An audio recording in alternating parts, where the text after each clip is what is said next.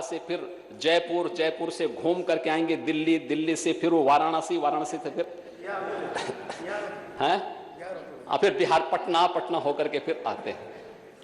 उनका सीधा रास्ता नहीं, सीधा रास्ता तो यहां से वे गोरखपुर होते हुए जा सकते थे, यहां से मऊ होते हुए भी जा सकते हैं, लेकिन नहीं जाएंगे।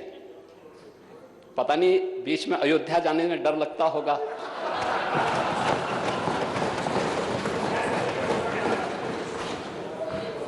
लेकिन सीधे नहीं जाते।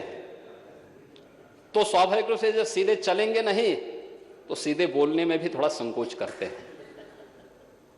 और उस प्रकार की चीज मैं देख करके बहुत चीजों को, मैं कल यहां पे जब नेता प्रतिपक्ष बोल रहे थे, बहुत सारी चीजें उन्होंने सही बोली। जैसे अस्वस्थ हुए, भाई हमारा दायित्व तो बनता था, भाई एक तो बुजुर्ग हैं, दूसरा नेता प्रतिपक्ष हैं, वो हमारी विरासत का पार्ट है, तो इसलिए उनको हमें सम्मान देना था। तो हम लोगों को चिंता हुई। मैंने स्वयं भी फोन किया था, मैंने खन्ना जी से भी कहा, खन्ना जी ने कहा कि नहीं मैंने बातचीत कर ली है। मैंने कहा भी देखो हालचाल लेते रहिए, और जो भी माननीय सदस्य या कोई भी व्यक्ति बीमार होता है, बीमारी है, कोई जबरदस्ती बीमारी को पकड़ के लेके आया नहीं, लेकिन हम हालचाल जरूर लेते रहें, पूछें, कहीं कोई ऐसी बात न होने पाए। क्योंकि बहुत बार होता है कि वीवीआईपी होना भी अपने आप में एक हो जाता है, लोग ट्रीटमेंट करने में संकोच करते हैं, डरते हैं।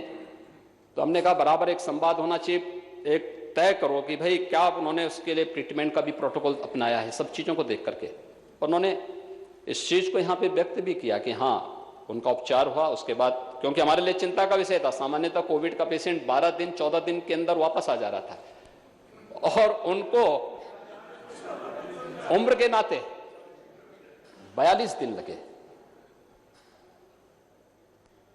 और इसीलिए जब बोलते हैं तो मैंने उनसे पहले दिन ही कहा था दलीय नेताओं की बैठक में, मैंने कहा अगर आप कम बोलेंगे तो अच्छा रहेगा, लेकिन वो उसको गलत अर्थों में ना ले लें। लेकिन मैंने फिर भी उनके ऊपर सौंपा था कि नहीं, जो आपकी मर्जी, जिस तरीके से आप करना चाहेंगे।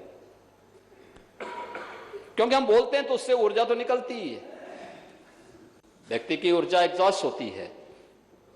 और फिर नेता प्रतिपक्ष जब बोलते हैं तो अपनी बलियाटिक भाषा में जब बोलते हैं तो अपनी एक निराली भाषा होती है, तो वह एक अजीब सा वो था। लेकिन जो तथ्य उन्होंने रखे हैं महोदय, उसी पर हम लोग आने का प्रयास करेंगे। और खासतौर पर कोरोना के बारे में इस सदन का हर माननीय सदस्य इसके बारे में चिंतित रहा है, कोविड प्रबंधन में सहभागी रहा है, प्रत्यक्ष और प्रत्यक्ष रूप से उसने इसमें सहयोग किया। और मैं सबसे पहले इस पूरे सदन का इस बात के लिए आभार व्यक्त करूंगा कि जब हमारे पास पैसे की कमी पड़ी तो हर एक सदस्य ने स्वेच्छा से सहभागी बनकर के उसमें योगदान दिया, अपने पास से, अपनी निधि से। और जब सरकार ने कहा कि हर एक माननीय सदस्य अपने वेतन से भी कटौती करेगा, मंत्रीगण अपने वेतन से कटौती करेंगे और अपनी निधि से भी कटौती करेंगे या निधि को सरेंडर करेंगे, किसी ने विरोध नहीं किया, किसी ने नहीं किया। सब ने कहा कि प्रदेश को बचाना पहली प्राथमिकता होनी चाहिए। एक भाव है हमारा, हम अपने लिए नहीं जिएंगे, इस प्रदेश की 24 करोड़ जनता को बचाने के लिए हमें कार्य करना है। और कोविड प्रबंधन का कार्य वहां से प्रारंभ हुआ हमारा।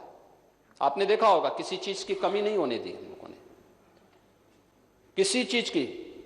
आप देखेंगे पहला जब पेशेंट आया था उत्तर प्रदेश में मार्च प्रथम सप्ताह में, आगरा और गौतम बुद्ध नगर में, टेस्टिंग की क्षमता हमारे पास उस समय केवल 0 थी। हमने 70 जन दिल्ली मरीज को भेजा था। हमने फिर यहां पे टेस्टिंग की क्षमता बढ़ानी प्रारंभ की। पहली लैब हमारी केजीएमयू में प्रारंभ हुई 60 टेस्ट से, और 60 से हम बढ़ा करके उसको कहां तक लेके गए, 2 लाख प्रतिदिन करके लेके गए। 3 करोड़ से ज्यादा टेस्ट अब तक हम लोग कर चुके हैं। कोविड-19 के 3 करोड़ से अधिक टेस्ट अब तक संपन्न हो चुके हैं, और ये देश के अंदर सर्वाधिक है, सबसे ज्यादा है। आज भी सबसे अधिक टेस्ट हम कर रहे हैं, 1.25 लाख से 1.5 लाख टेस्ट आज भी हमारी निरंतर चल रहे हैं, फोकस टेस्टिंग।